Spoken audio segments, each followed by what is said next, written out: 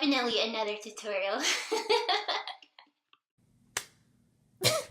Welcome back to my channel, you guys. Today I'm going to be filming not this look because this is just something I was doing for myself. I'm going to be filming my skin-like foundation routine. The first thing that I start off with is the MERCIER Loose Translucent Setting Powder. You can use just about any setting powder. Well, not any, but you want a translucent one. So what I like to do is take a little bit, just a little bit, and I put it right on top of my smile lines. It basically just helps my foundation adhere to this area of my face a little bit better.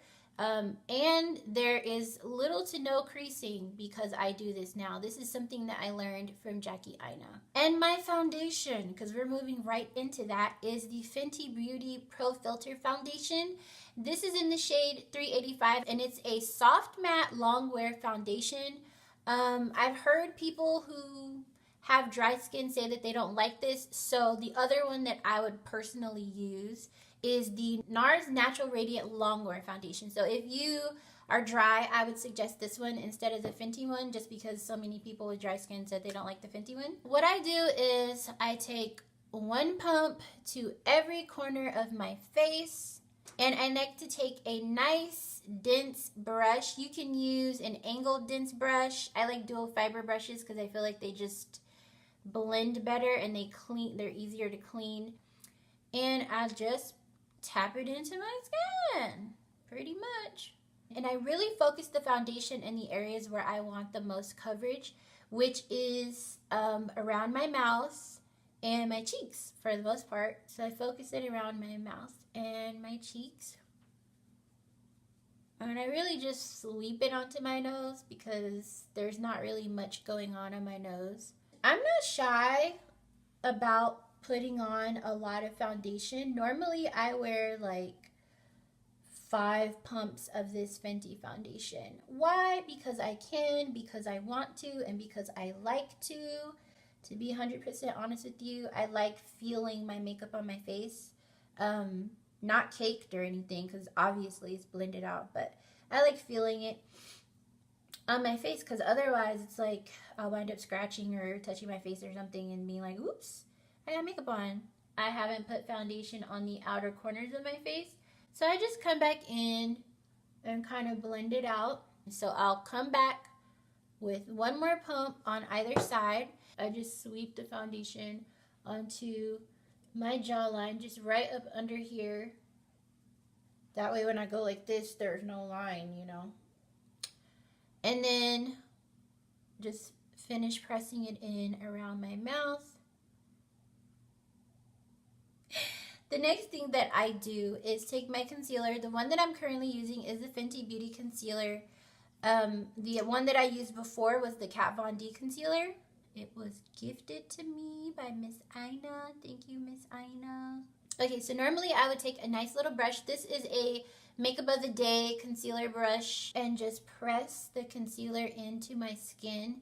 Because like I said earlier, when you're using brushes and when you're using sponges, the difference is color and absorption. And I like this too because it allows me to really blend the concealer, kind of like eyeshadow, where I really want it to be.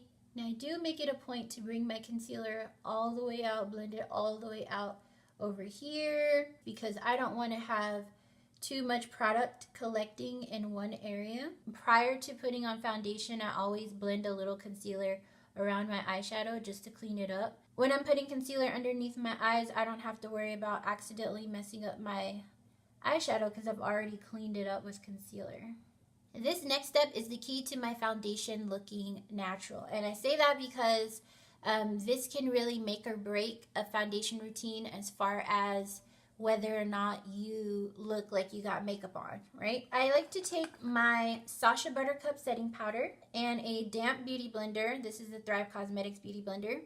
And I take a little bit, I come right up under my eye, and I do not put powder on my cheekbone, only underneath my eye. So here we go. Just press it in. Just like that. And I don't bake either. but this side is super shiny all over, right? And this side is set right underneath my eyes, whereas there is product that is not set and it's giving me a nice little glow. And that's part of the reason why my foundation looks so natural. You do not have to set all the way out to your hairline unless you just absolutely want to or need to. And I put a little bit more powder around my mouth, obviously because of the smile lines and the creasing, and I don't want to deal with that. But I also like to make sure that I blend it outwards right around my jaw, because otherwise in sunlight it'll leave like this yellow type of situation that's not cute. I don't bake underneath my eyes, but I do bake the side of my nose when I remember to. And it's kind of like reverse contouring, if you would. Once I did all of that, I like to take my bronzer and a little brush, and I will come over here where all the product is still not set and press my bronzer into my foundation and concealer. And notice that I'm using the flat side of the brush. I'm not using the dome of the brush. I'm laying it flat on my face. It prevents me from sweeping away foundation as I'm blending it out. Also, it gives me a nice, clean, little, natural bronze tour. And normally I really don't go past this point on my face, which is around the tail of my brow. It's a personal preference thing, but if you're trying to learn how I make my makeup look like it's my skin, probably want to adhere to whatever it is I'm saying. And blending your bronzer and your foundation into your hairline will keep you from having that mask-like look going on your face. I'm going to take this dual fiber blending brush and the tiniest amount of my contour shade, my bronzer, sorry, and I'm just going to sweep away the edges of this powder, this baking that I was doing. And I do it right on top of the powder because I feel like it just makes cleaning it up so much easier. And then, because obviously I've already used the contour powder, I just dust it away. If that doesn't work, you can always take your foundation brush and do it, which I do that as well, just to clean it up. Since my setting powder is yellow, obviously it gives a yellow cast to my face. I have to use a nice little powder all over my face, and I like this MAC Mineralized Skin Finish powder. And I start off applying it down up under here because I don't want a lot of it underneath my eyes, and it's really just around my mouth area. I'm using the flat side of the brush, sweep like that. The final step would be setting spray. So I'm going to finish the rest of my eyes and come back and do the setting spray. See how natural and nice that glow is. It's just real easy going. You know, I did not apply any highlighter or any primer or anything. And then I add the setting spray and it's just like voila. So I'll be right back. Woo! Okay, so the final step to my natural foundation routine is setting spray. My favorite setting spray is not even a setting spray, it's a mist. It's MAC Fix Plus, and I love it because it just melts everything together really seamlessly. I don't really worry about my makeup sliding off or whatever throughout the day because I've kind of embraced my oils and all that other stuff, so I know how to deal with it and manage it. But if you're someone who does not, I would suggest using a dewy setting spray so that it'll make sure it's holding your makeup in place. And I spray twice down the center of my face and one on either side, and I go like this. I bring it down because I want the mist to get my whole face.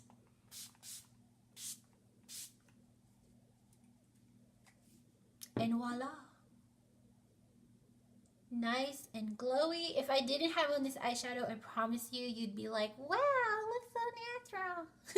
That's how I do it. And I mean, there's really nothing to it. I kind of feel bad when people ask me like, what are you doing? Because I'm like, I don't know that it's anything special, but there may be something that, you know, I'm doing that other people don't know about. So I hope you enjoyed this tutorial.